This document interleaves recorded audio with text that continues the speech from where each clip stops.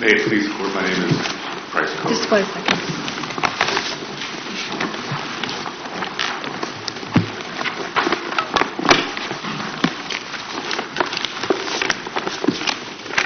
You may proceed.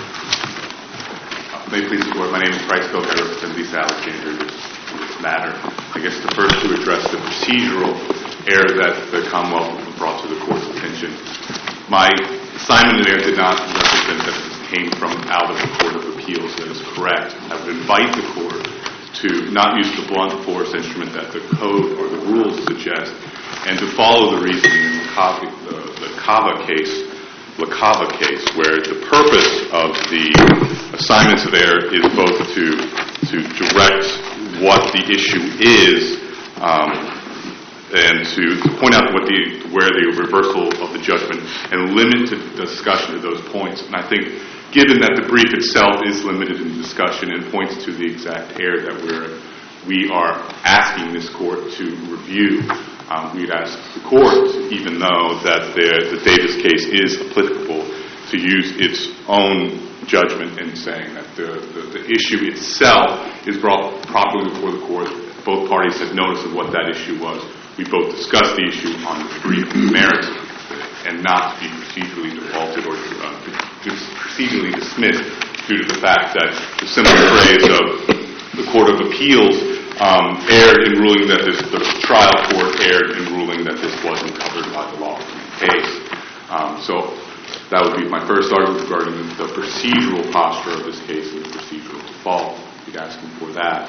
To the merits of the case, I think the actual issues with the phone threats is a significant issue in the sense that if on one part of the code section you take the full statements of everything and the court can see, the trial court can see the reasoning of what was going on with these voicemails, but then is precluded from that obscenity, the lawful phrase, by the fact that some singular word or phrase could be a factual issue to a jury, then that whole safeguard of the previous, you take all the facts related to the general idea when you're reviewing with obscenity, would be thrown out the window. It would be the weakest link in the chain argument, I guess.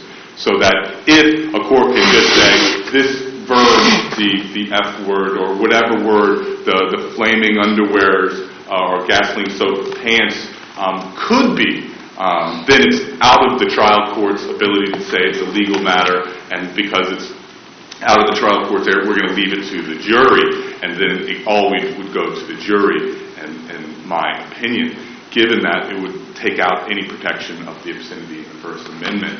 Here, even taking the words with assuming that they could be a threat and that there's a factual issue, or assuming that there was a factual, I would argue that there is no factual issue with that, because what she was saying repeatedly over and over again, the only way you get to that factual issue is to disregard everything else that she was saying, to disregard the purpose, to disregard the circumstances of why she was leaving these messages, to disregard so many other things and just to take out a phrase.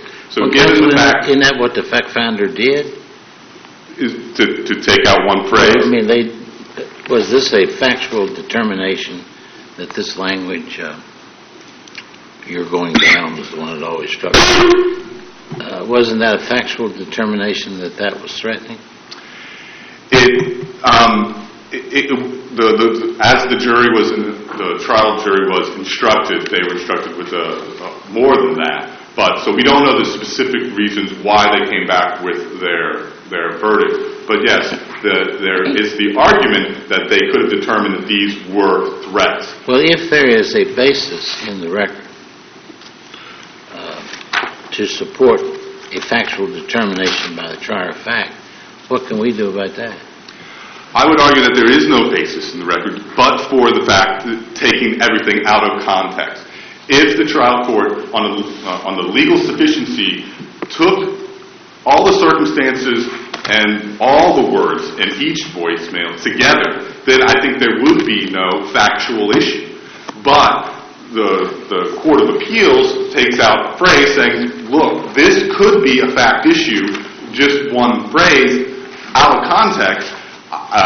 My argument would be that if the trial court is required to say, well, this one phrase could be a threat, we're going to leave that to the jury, then the protections of the first part of the section would just vanish, because using that kind of language would always entail colorful. Well, let me say, I have a lot of sympathy for what you're saying, but that said, aren't we sort of bound by factual determination by the trier of fact? I'm struggling with. We're going to have to say, would we not? Well, as a matter of law, the trier of fact couldn't have found this to be threatening language. Yes, you would have to say, as a matter of law, no reasonable person or no trier of fact should see this as threatening, and the judge should have not allowed it to go to the jury.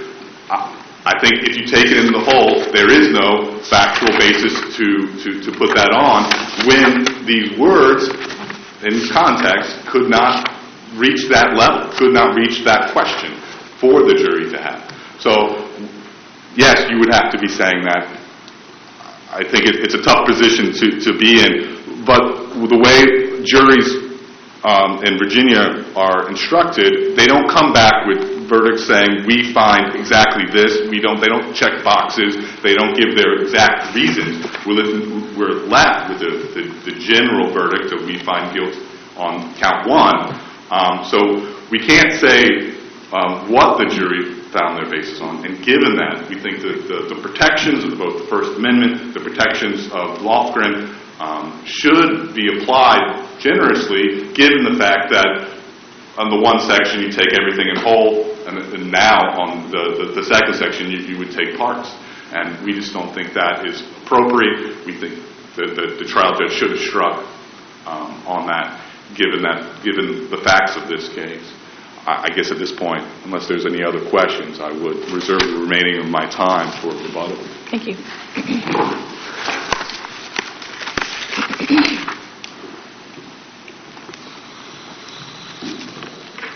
Good morning. May it please the Court. Aaron Campbell on behalf of the Commonwealth. The Commonwealth has presented 3 arguments on this appeal, 1 procedure and 2 on the merits. I'll begin with the threshold procedure question, whether the assignment of error was insufficient. It is our position that this is an appeal from the Court of Appeals, that therefore the assignment of error has to address what the Court of Appeals actually held. This assignment of error, by its plain terms, simply addresses the trial court and also says that it asks this court to apply Lofgren, which the Court of Appeals did not do. Lofgren is an obscenity case. The Court of Appeals explicitly decided not to apply obscenity and decided the case simply on the threats component of the statute. It is our position that under Davis that this assignment of error is insufficient and therefore this court does not have active jurisdiction over this case. Well, there's not an allegation that there was a separate error created by the Court of Appeals, is there? He's arguing the same thing here that he argued in the Court of Appeals, and the Court of Appeals resolved the case the same way the trial court did. There's not even a gap in all of that. In the Court of Appeals, he argued obscenity and then the application of Lofgren, and the Court of Appeals decided not to apply Lofgren and decided to apply the Reeves case. And we would submit that that's different than what occurred in the Court of Appeals than here. Well, it's the same assignment of error, right? The same one that was written in the Court of Appeals. And there wasn't any separate procedural error like a default or something like that in the Court of Appeals. So there's no need to allege that the Court of Appeals erred because they defaulted it or they found it was not covered by 5A. You didn't have a contemporaneous objections. None of that is in this case. All right. I understand. The rule under Rule 517C1-2, it says you have to address assignments of error relating to assignments of error presented in and to actions taken by the Court of Appeals. And it's our position that the action by the Court of Appeals was the application of the threats component, and this assignment of error does not address that whatsoever. It addresses the trial court. Counsel, the assignment of error begins, the trial judge erred. If the assignment of error instead said the Court of Appeals erred in affirming the trial judge's error in failing to strike, et cetera, would it then be sufficient? I think that would be a decidedly different assignment of error and probably would be sufficient. So what it all boils down to is he simply did not use the magic words, the Court of Appeals affirmed. Yes, but also he's also asking the court to apply something that the Court of Appeals did not address in its ruling. And assuming that the assignment of error is sufficient and the court wants to reach the issue, it's our position that the Court of Appeals was correct in its holding that these statements created a jury issue as to whether the defendant threatened an illegal or immoral act under the statute. We would say that there are obviously different interpretations, but it is for the jury to decide whether or not this was a threat. And for that reason alone, the Court of Appeals was correct in its reasoning. This case is not unlike the Reeves case, in which there was an implicit threat that could have been interpreted in different ways, but this court found that that was enough for the jury to find that there was a threat. If you want to talk about the context, you have to also consider that this was a case where the defendant testified and said that she did not mean anything by any threats. And that's for the jury to decide whether or not she did mean anything by these words, and whether she was actually presenting a threatening statement.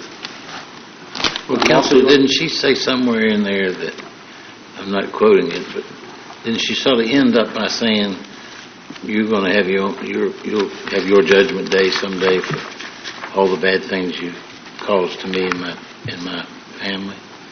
She said something to the effect, Your Honor, about karma coming back to you, and then she was asked about that statement and said she didn't mean anything by that, and it's our position that the jury is entitled to disbelieve her testimony. Well, but wouldn't that be a pretty strong indication that what she's really saying, all those vulgar things she said and all, was really she was just upset? And she wasn't saying, I'm going to do something to you, but something eventually will happen to you. And I think that's what the Court of Appeals was saying, that yes, perhaps that's what she's saying, but also there's enough evidence, when we take the evidence in the light most favorable to the Commonwealth, that she meant much more than that she was threatening and violence or something to that effect. These tapes presumably were played for the jury. Absolutely. It raises this interesting question. I'd just like to know your answer to it. Can the sterile transcript be sufficient to determine whether or not the jury took into consideration demeanor and tone of voice and that sort of thing? And then the next question is, can you take demeanor and tone of voice into consideration when you're determining whether this is a threat? Or do you have to simply look at the relatively cold, sterile transcript? No, absolutely. I think you have to look at the demeanor, the tone. These are played for the jury. I think this is primarily a factual question. I think that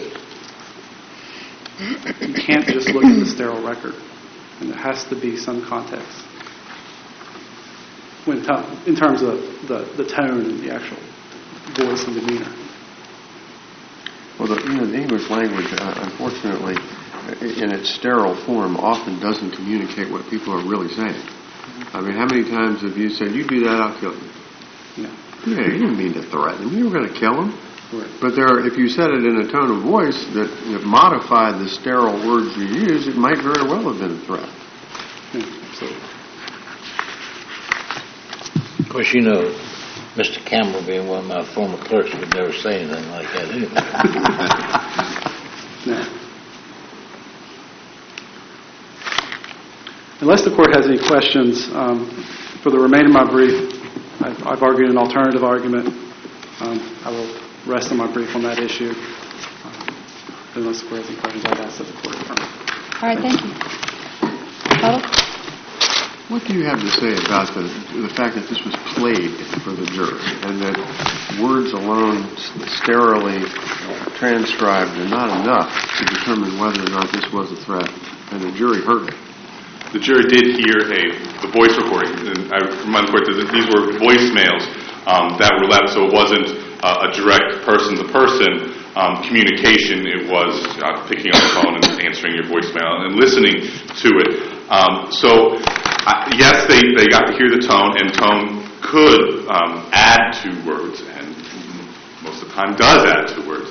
But I still think that even with the words, no matter what the tone was, what the caliber of voice, and whether she was crying or screaming or talking calmly, that all these words never amount to a threat. The Court of Appeals and the trial court let this go to jury on mere speculation that these could be a threat, but there's nothing there, nothing that is argued that somehow the tone or the words themselves amount enough to even the legal threshold of being a factual determination. It is mere speculation that anything in there would be a threat, and that's what makes it the legal issue before the court. We're asking that the Court of Appeals be overturned and saying that this is a jury question, we're not going to hear it, and just the same thing with that the jury heard the tone and the trial judge heard the tone. And I think even though there's a cold reading there, that you can tell by the words and the repetitive use of certain expletives that this was not calmly delivered. So it is not as cold as the court, I think, is indicating.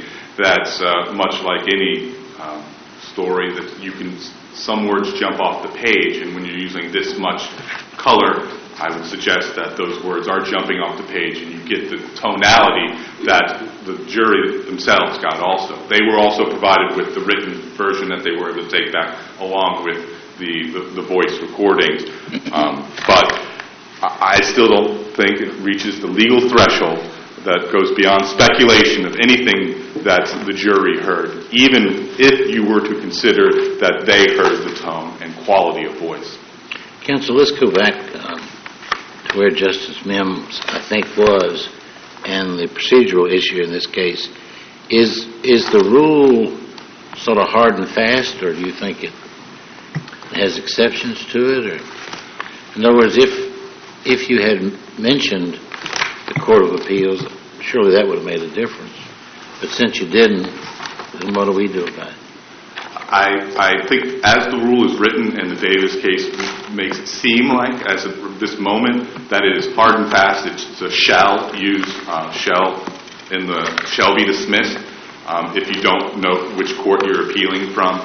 But if you go back to the La Cava case that was written by Justice Mims in a footnote, the purpose of what that rule is to narrowly focus both the court and make sure all parties know exactly what we're talking about. And that purpose has been served because the issue was the same issue we argued at trial court, at the Court of Appeals, even though the Court of Appeals overruled or decided on different grounds. That's still our argument, that he resides or she resides safely within the confines of Lofgren, that this case should be overturned. So even though that right now I would have to concede that it seems to be a hard and fast rule, you are the rule makers. Obviously, I think rules apply to me, not necessarily to you. If I could. So what would you, if you were writing an opinion in a case like this, what would you do? Just lift the footnote up and say that's to be followed? Well, I think in this case, you could say that the court has previously opined with regard to the purpose of this rule.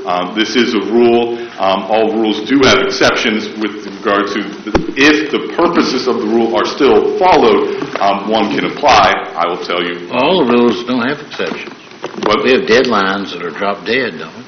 And you can apply for sometimes you can, different rules, you can apply for an extension or a default appeal beyond those deadlines.